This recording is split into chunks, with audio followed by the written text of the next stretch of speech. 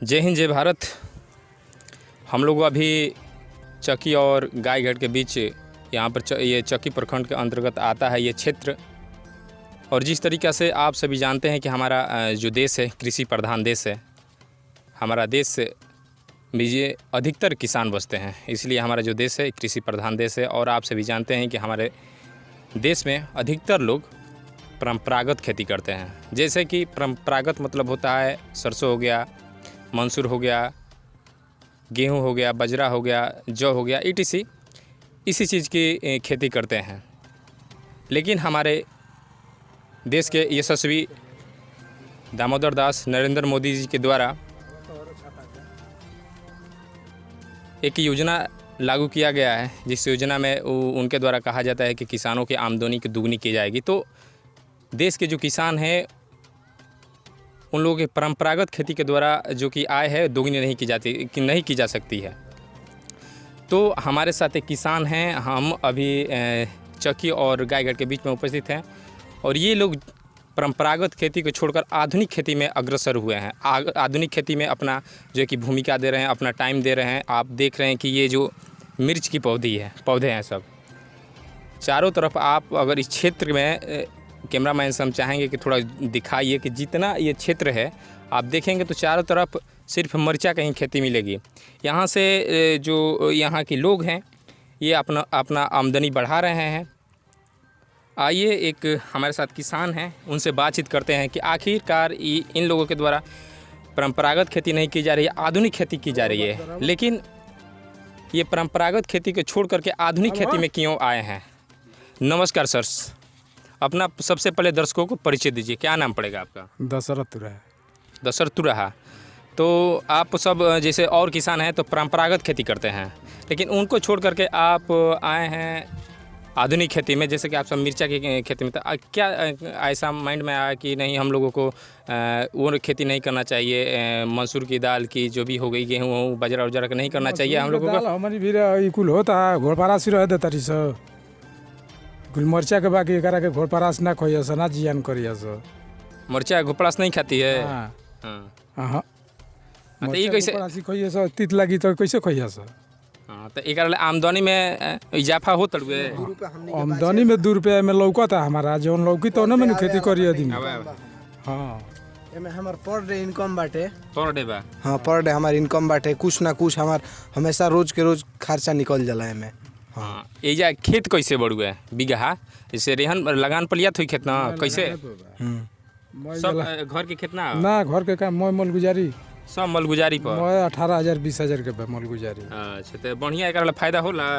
होता तब सब्जी के खेती। यहाँ पे खेत थोड़ा महंगा मिलता है। अच्छा तो यहाँ के तो हमको तो देख रहे हैं कि यहाँ के भागड़ पार मतलब खेत सस्ता है सब। हमारे ये गोकुल जलाशय के उस पार?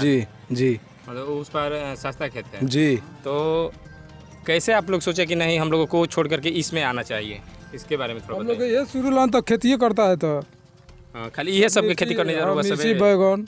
मिर्ची बैगन टमाटर के ना? टमाटरो बा पहले अब कम होता है। कम हो रहा है घोपड़ा से। टमाटर घोपड़ा से रहे नहीं खिस देत कि बोई लो।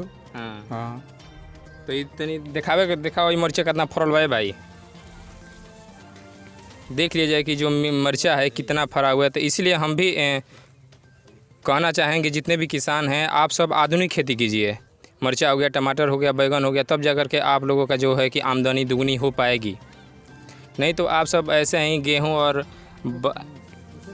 बाजरा और जौ की खेती करते रह जाएंगे, उसमें आमदनी जो है कि उस तरीके का नहीं बढ़ पाएगी। लेकिन ये मैं नहीं कहता हूँ कि वो गेहूं और बाजरा की खेती मत कीजिए और जौ की खेती मत कीजिए। और आप पढ़ते भी हैं कि खाली खेती करते हैं? कौन से क्लास में पढ़ते हैं? हम 12th में पढ़ते हैं। अभी 12th पास किए हैं, अभी ITI में एडमिशन लिए हैं। मेरा 1 साल हो गया। तो कौन से ITI में एडमिशन करवाएं आप? सतगुरु ITI बक्सर में जी। तो देखिए ये कितना होनहार जो है कि हैं कि अपना 12th में एडमिशन भी कराएं, पढ़ते भी हैं। आर्थिक तंगी की वजह से हमारे जितने भी गांव देहात के लड़के हैं उन लोगों को पढ़ाई भी करना पड़ता है और खेती भी करना पड़ता है। क्योंकि अगर ये खेती नहीं करेंगे तो उन लोगों का जीविका नहीं चल पाएगा। आर्थिक स्थिति जो है कि कमज़ोर है, यही ना? जी आर्थिक स्थिति बहुत कमज़ोर है। हाँ तो कितने दिनों से आप खेती में आए हैं? खेती में हम अभी लगभग मतलब मेरे पिताजी जब से हैं तब से हम भी लोग इसी में है, यहीं पे पढ़ते लिखते हैं, यहीं पे कुछ काम करते हैं अपना। जी तो यहाँ के लोगों को रोज़गार भी मिलता होगा। जी जी, वहाँ के लोगों को रोजगार मिलता है। सब बनिहारी ने यहाँ पे मर्चा उर्चा तोड़ती है, उसको दिया जाता है दिन भर का, मतलब पर डे पेमेंट उसको दिया जाता है।